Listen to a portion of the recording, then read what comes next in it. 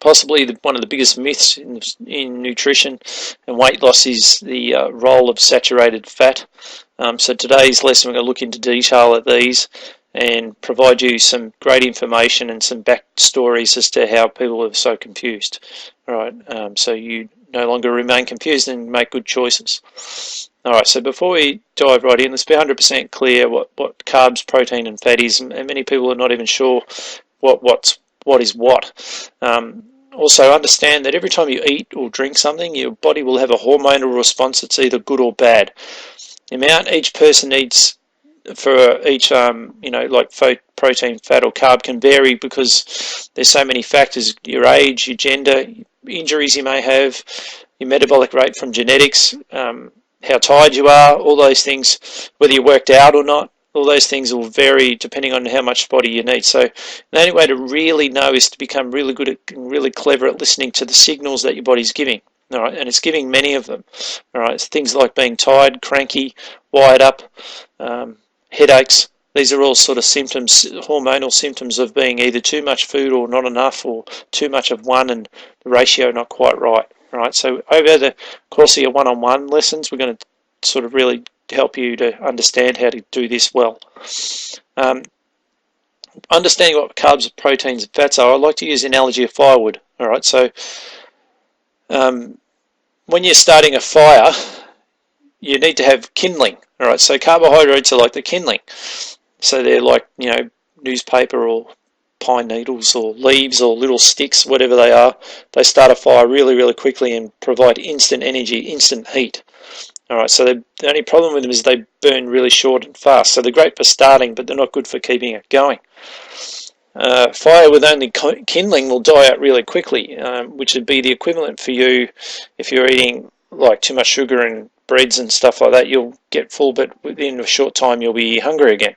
That's a blood sugar crash. That's like the fire dying out. So you'll have to eat again. You'll have to get food, find food, eat it. It's a lot of work, right? So basically the point to get out of this is you need to have carbs, but you need to, on their own, they're not a very good thing to have. All right, they'll set you up for the roller coaster of blood sugar, and this is how you get diabetes. And you can see why people, and this is how you get fat really quickly because you're overeating all the time. Protein and fat, on the other hand, is what we would refer to as the logs. So they're the things that keep the fire going for a long time. They burn very slow and long, and they take very little maintenance. Unfortunately, they're not good for starting a fire, and if you ever try to start a fire with just logs, pretty much impossible. You need to have the kindling to get it going and then whack the log on at the end. All right, so over the course of the fire, in the beginning it's a bit more kindling, but over the longer course of it, it's a bit more protein. All right, so a bit more logs. All right, so like I mentioned there, fire with logs is terrible. So protein and fat will keep the blood sugars and the hormones under control for long periods of time, but they still need the carbs present every now and then to keep topping up the fuel and keep the heat on the fire. So the two of them are bound to each other. They need each other to be able to maintain balance. So to have a good fire, you keep good kindling and logs. The ratio will need to be adjusted all the time. All right, so like I mentioned before, there's a lot of things that are factors that control this, and you just need to be aware of what they are. If the fire's burning too fast, meaning that if you're cranky, wired up, probably craving things, best thing to do is eat protein or fat on their own. So it'd be like just chucking a log on the fire. Don't chuck log and kindling. You just want to slow the fire down, make it last longer. If the fire's dying out, probably best to eat some carbohydrate on their own. So eat a banana on its own; it will speed you up. All right, and that'll add the fire, stoke up the energy and get you going again. All right, because if you have too much protein and carbs, it makes you really sluggish. Most people, however, are eating way too many carbs. All right, so well-controlled fire is a healthy body with optimal energy all day long. All right, so it's important to know what foods you're eating to know how your body's going to react to the food. You need to know if you're eating log or kindling. Like I said, many people are not sure what a carbohydrate is, so the simplest way we've found to explain it is to use the eyes and no eyes method.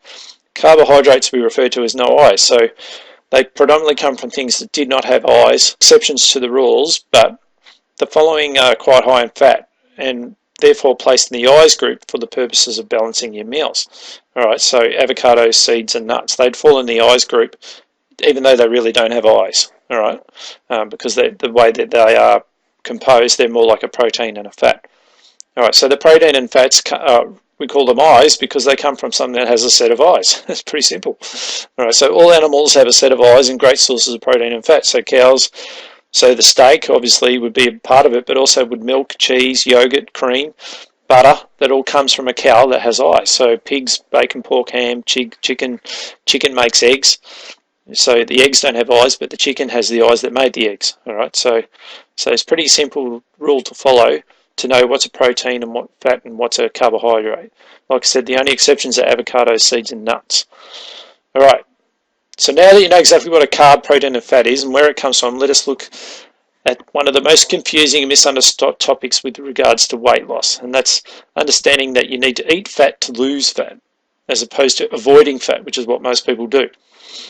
All right, so fat's essential to your health, believe it or not. If you don't have it, you're going to be in all sorts of trouble. It's paramount to your survival. You cannot have a fat-free body and be healthy at the same time. Your body needs the fats to build cells and manufacture key hormones.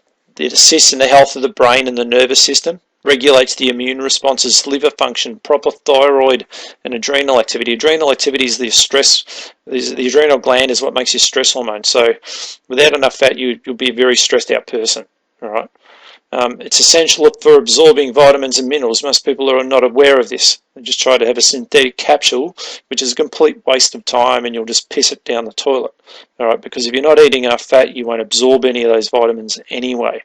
So the main reason we need to have them is for these essential vitamins A, B, C, D, E, and K. They're all fat soluble, meaning they do not dissolve in water and can only be absorbed from your small intestine in combination with fat. And when I say fat, I mean saturated fat. All right, so without enough vitamin K, you would lack the ability to form blood clots and could suffer from instant bleeding. So you can see how important this is to you. Deficiency in vitamin A can lead to blindness and infections. Vitamin D deficiency, which is very, very common these days, people are stuck inside watching computers and TV too much, known to be associated with most of the chronic diseases like heart disease and cancer. This is also because people aren't eating enough fat. All right, so by avoiding your fat, you place yourself at risk being vitamin deficient and being extremely unhealthy. So how did fat get a bad rap? Well, you have to go back quite a long way, believe it or not. And the studies that used to support this argument are quite comical and, quite sad, really. It's everything for an economic gain, more or less. So clever marketing from Crisco started the riot back in the early 1900s, and what happened is their dwindling sales with soap and candles, which was their original business, due to the invention of electricity, found them trying to find a new market for their product, which they thought they could get into food. And at the time, butter and lard was the preferred cooking choice, and also is a good point for low-fat foods and how crap they are. Back at that time, everyone eating butter and lard, margarine, all these crap things didn't exist yet. Try and find me a lot of pictures of obese people back then and remember, everyone was eating butter and lard, everyone, because even refrigeration didn't exist yet. All right, so. Now have a look at how many obese people we find today where there's an abundance of low-fat foods. You tell me which one seems to be working better for you. All right. So just if you're still doubting what I'm telling you, well, no more to be said. All right. So basically, at the time the butter and lard was used, the preferred cooking choice has been used for ages. All right. What Crisco decided was that they were going to market their product as being a healthier alternative by saying it's coming from a vegetable, and the animal fats can't be good for you. Vegetables are way better, and they're cheaper as well, right? So they made their price. They could compete on price much easier than the butter and the lard at the time. And what they ended up being able to do was increase their sales of margarine from 1.2 million kilos in 1908 to 27 million by the time within 4 years. That's pretty remarkable stuff, and you can just imagine how much they're doing now. Even though we should know better, there's still this crap on TV every day. All right, so will eating fat give me heart disease like everyone tells you? Well, no, it won't. The guy who brought up this research was in 1953. He's named Ansel Keys. You can actually see interviews on the internet of this guy, and amazing, just garbage stuff. I can't believe it. I'm even talking about it. But anyway, he based his theory on a study of 6 countries in which high saturated fat intake equated to higher rates of disease. However, what he conveniently ignored was the data from the 16 other countries that didn't fit his theory. So he had, what did we have? We had 6 countries that he found that supported his argument, but he had 16 that didn't. So you tell me which one is more compelling. All right. So if he had chose to include all 22, the rate that you would have found actually reduces the number of deaths from coronary heart disease and so to vegetable economic money on, more or less. So just more garbage in general. Okay, so continuing on from our heart disease. So furthermore, many now have realised that it's the trans fat and the margarine, the vegetable shortening and the hydrogenated vegetable oils that are the true villains. All right, so causing far more significant health problems than saturated fat ever could.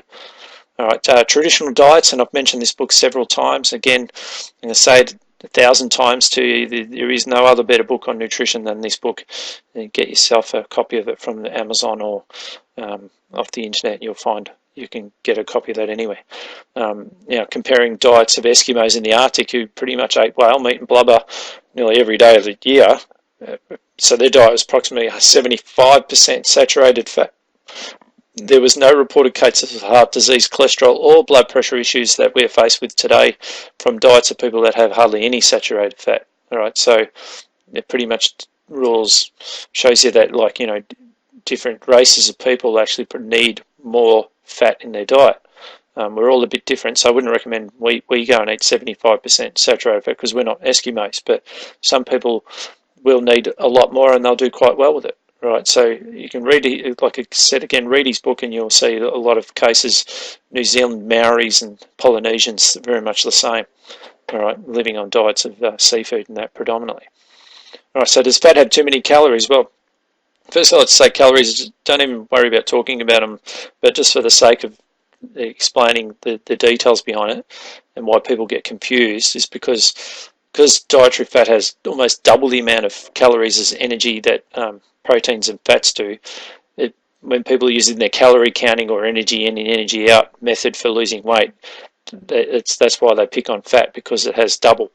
All right, but the reason the fat is target is not a good idea, because eliminating fat, as we've seen, is a disaster to your health. So you're not absorb vitamins and have all sorts of problems with your other hormones because of the lack of vitamins coming in. Unhealthy person means weight gain. All right, so that's why you can't have a diet that relying on calorie counting. Never works. All right, so all calories are not created equal. Remember, the fructose will have half as many calories as fat. Unfortunately, you won't use any of the fructose to do anything with other than put it in your guts. Where the fat, you'll use it to do lots of things. All right, so now understanding of what fat is, because we've just sort of said, almost breaking it down, that all fats are the same where they're not. We're going to sort of look at all the different types of fats there are. So the key to this is to consume good quality fats and oils to remember how to use them. All right, so remember, you are what you eat. So if you eat hamburgers, you're going to be a hamburger. All right, so not all fats are good. Some you must avoid, as they'll destroy you quicker than you click your fingers. So let's break it up into good and bad, and then also explain omega-3 and omega-6. So good fats are olive oil, coconut oil, butter, grass-fed animal meats, organic preferably, fish oil, seeds, especially flax seeds, nuts, raw organic avocados. Always choose organic foods for safe fats. All right, butter's an excellent food, great source of vitamin A.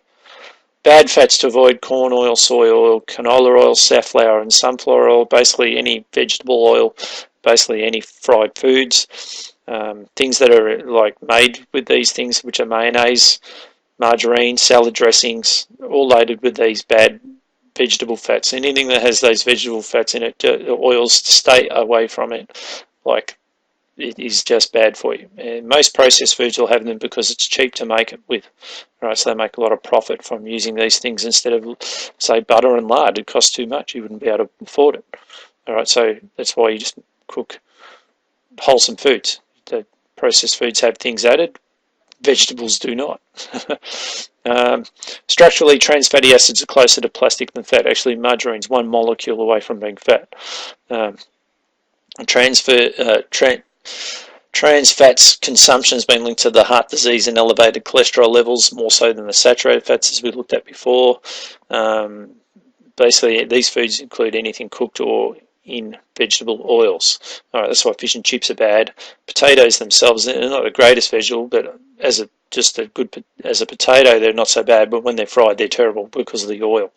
All right. So, what are the essential fatty acids? All right, EFAs they refer to. These are the fat that our bodies are unable to make ourselves. We must acquire them from food, and they fall into two groups: omega-3 and omega-6. Omega-6 is the more common one, and it's found in grains, meats, so all your red meats and stuff. It's found quite plentiful in that.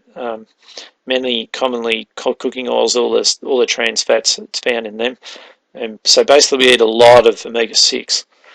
Omega-3, though, which is the key to the health, we don't really eat a lot of it, and it's found mainly in leafy green veggies, oily fish like tuna and salmon, free-range eggs, smaller quantities found in walnuts and some animal meats.